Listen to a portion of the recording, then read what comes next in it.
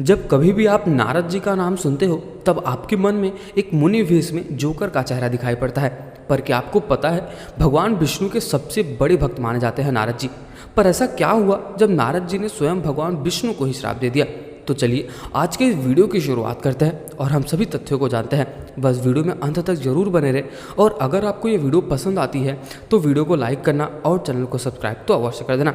तो सबसे पहले हम ये जानते हैं कि आखिर नारद मुनि हैं कौन। मैं आपको बताना चाहूँगा कि नारद मुनि भगवान ब्रह्मा के मानस पुत्र हैं। मानस पुत्र का अर्थ होता है कि मन से उत्पन्न हुआ संतान। नारद मुनि के बारे में कुछ इस प्रकार भी बताया जाता है कि भागवत महापुराण के अनुसार नारद जी पूर्व जन्म में एक दासी के पुत्र थे। उनकी माता अन्य संतों की सेवा करती रहती थी। जब वे ऋषियों की संगति में आए और भगवान के भजन सुने तो उनके मन में वैराग्य उत्पन्न हो गया।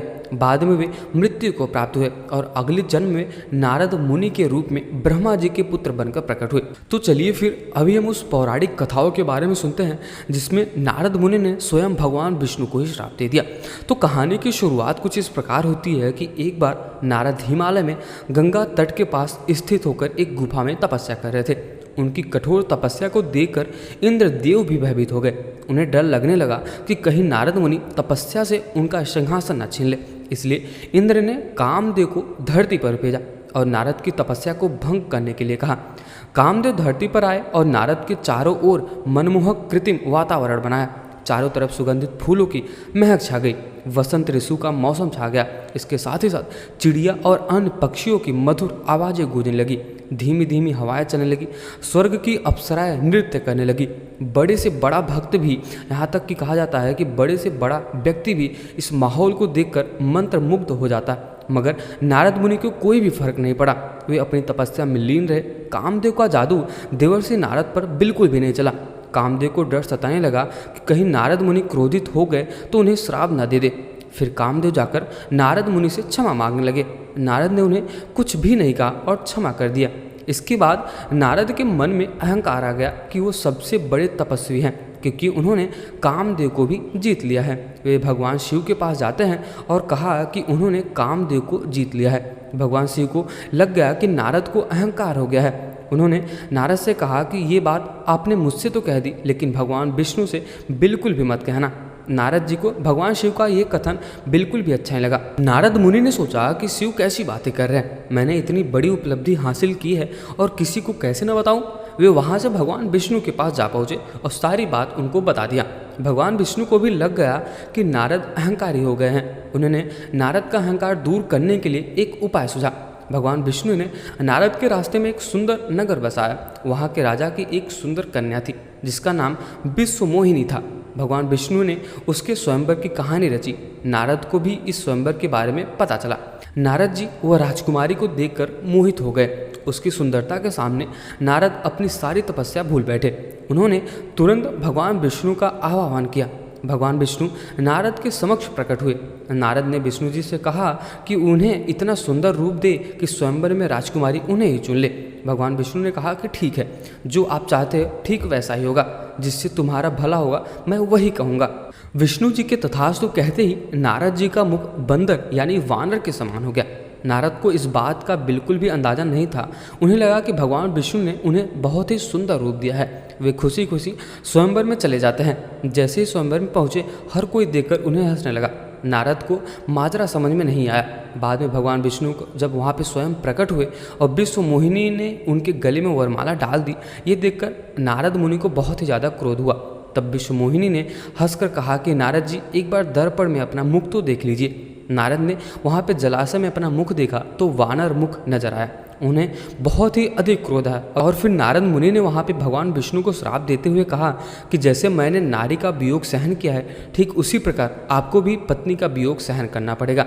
तब आप यहाँ से अंदाज़ा ये भी लगा सकते हो कि जो भी भक्त जितना बड़ा होता है उसकी भक्ति उतनी बड़ी होती है। अगर वो चाहे तो अपने वश में भगवान को भी अपने माया के वश में कर सकता है। जब भगवान विष्णु की माया समाप्त हुई तो नारद मुनि का अहंकार भी खत्म हो गया। उन्हें अपनी गलती का एहसास हुआ। देवर्षि नारद ने भगवान विष्णु से क्षमा मांगी। कालांतर में भगवान श्री राम ने विष्णु जी के अवतार के रूप में धरती पर जन्म लिया और कहते हैं कि नारद जी के श्राप के ही कारण श्री राम जी को अपनी सीता का वियोग सहना पड़ा था। भगवान विष्णु नारद जी की सारी बातें सुनते रहे और मुस्कुराते रहे। तभी राजकुमारी स्वयं माता लक्ष्मी के रूप में प्रकट होती हैं। नारद मुनि को ज्ञात हुआ कि यह सब श्री हरि की माया थी और उनके अहंकार को दूर करने के लिए रची गई थी। प्रभु, मैंने अज्ञातवास आपको श्राप दे दिया, मुझे क्षमा कर दो। अब ऐसा जब नारद मुनि बोलते हैं तब यहाँ पे विष्णु भगवान कहते हैं कि हे मुनिवर, आपकी वाणी सत्य होगी। मैं भगवान श्री राम के रूप में अवतरित होकर इस पृथ्वी पर आऊँगा। मुझे स्त्री वियोग भी सहना पड़ेगा और वानर ही मेरे सबसे बड़े सहयोगी बनेंगे। नारद मुनि की गहरी आत्मग्लानि हुई, लेकिन अब वे अपने शब्द वापस नहीं ले सकते थे। कालांतर में भगवान विष्णु ने भगवान श्री राम के रूप में अवतार लिया, माता सीता से विवाह किया और अंततः रावण के हाथों उनका वियोग हुआ। तब हनुमान जी, जो रुद्रावतार और वानर थे, भगवान श्री राम के सबसे बड़े सहायक बने। नारद मुनि के बारे में कुछ पौराणिक कथाओं में इस प्रकार भी बताया जाता है कि एक बार नारद मुनि भगवान विष्णु के पास नारायण नारायण कहते चले जाते हैं। भगवान विष्णु नारद मुनि को बिल्कुल भी नहीं देखते। तब वहां पे नारद मुनि खुद पूछते हैं कि प्रभु, आप किसको देख रहे हैं? तब यहाँ पे भगवान विष्णु बोलते हैं कि मैं मेरे एक सच्चे भक्त को देख रहा हूँ, जो कि हमेशा मेरा ही नाम लेता रहता है और मुझे लगता है कि अब तक का ये सबसे बड़ा भक्त है। जब ये बात नारद मुनि सुनते हैं तो उनको बहुत दुख होता है कि मैं इनका नाम हमेशा जपता रहता हूँ, हमेशा नारायण नारायण कहते रहता हूँ और ये बोल रहे हैं कि ये मेरा सबसे बड़ा भक्त है। तब भगवान विष्णु नारद मुनि से पूछते हैं कि आपके हिसाब से कौन सबसे बड़ा भक्त है? ये जो मेरा दास है, काम करते हुए भी मेरा नाम नारायण नारायण करते जा रहा है, या फिर आप सबसे बड़े भक्त हो? तब यहाँ पे नारद मुनि बोलते हैं कि मैं सबसे बड़ा भक्त हूँ। तब यहाँ पे भगवान विष्णु बोलते हैं कि ठीक है, अच्छा चलो एक परीक्षा ले ली जाए आपके बीच में और इसके बीच में। नारद मुनि बोलते हैं ठीक है। भगवान विष्णु नारद मुनि को एक काम देते हैं कि आप थोड़ा सा मेरे लिए एक मटके में एक पानी लेके आओ और वो एक भी बूंद नीचे नहीं गिरना चाहिए। नारद मुनि बोलते हैं ठीक है, ये इतनी छोटी सी बात, मैं इसको बहुत ही आराम से कर सकता हूँ। तब नारद मुनि भगवान विष्णु के लिए पानी लाने के लिए चले जाते हैं, पर उनका ध्यान इतना मग्न हो जाता है कि वो सब कुछ भूल जाते हैं, मतलब नारायण नारायण कहना ही भूल जाते हैं और उनका ध्यान वहां होता है कि भगवान विष्णु ने बोला है कि एक भी बूंद नीचे नहीं गिरना चाहिए। तब जैसे ही नारद मुनि भगवान विष्णु के लिए पानी लेके आते हैं और उनसे बोलते हैं कि प्रभु, मैंने आपका कार्य कर दिया।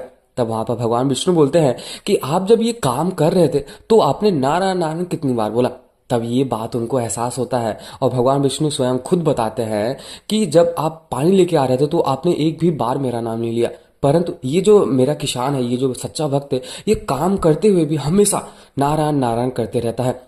तब यहाँ पर नारद जी को दोबारा एहसास हुआ कि नहीं, भगवान विष्णु का हर कोई भक्त हो सकता है, मैं ही अकेला ऐसा नहीं जो ऐसा बोल सकता हूँ कि मैं ही आपका बड़ा भक्त हूँ। नारद जी के बारे में मैं आपको बताना चाहूँगा कि नारद जी सनातन हिंदू धर्म में एक ऐसे महान ऋषि, तपस्वी और भगवान विष्णु के अनन्य भक्त हैं। वे त्रिलोक अर्थात स्वर्ग, पृथ्वी, पाताल में विचरण करने वाले ऋषि दिव्य माने जाते हैं। नारद जी को देवर्षि की उपाधि प्राप्त है और वे अपने हाथ से वीणा लिए हुए सदैव भगवान विष्णु का नाम जपते रहते हैं और नारायण नारायण कहते रहते हैं। तो अगर आपको ये आज का वीडियो पसंद आया हो नारद मुनि के बारे में जानकर, तो वीडियो को लाइक करना और चैनल को सब्सक्राइब तो अवश्य कर देना। और अगर आपको कुछ भी सुझाव देना है, कुछ भी सलाह देना है, तो आप कमेंट सेक्शन में अवश्य दे सकते हैं। मिलते किसी और वीडियो में, तब तक के लिए जय श्री राम। नारायण नारायण।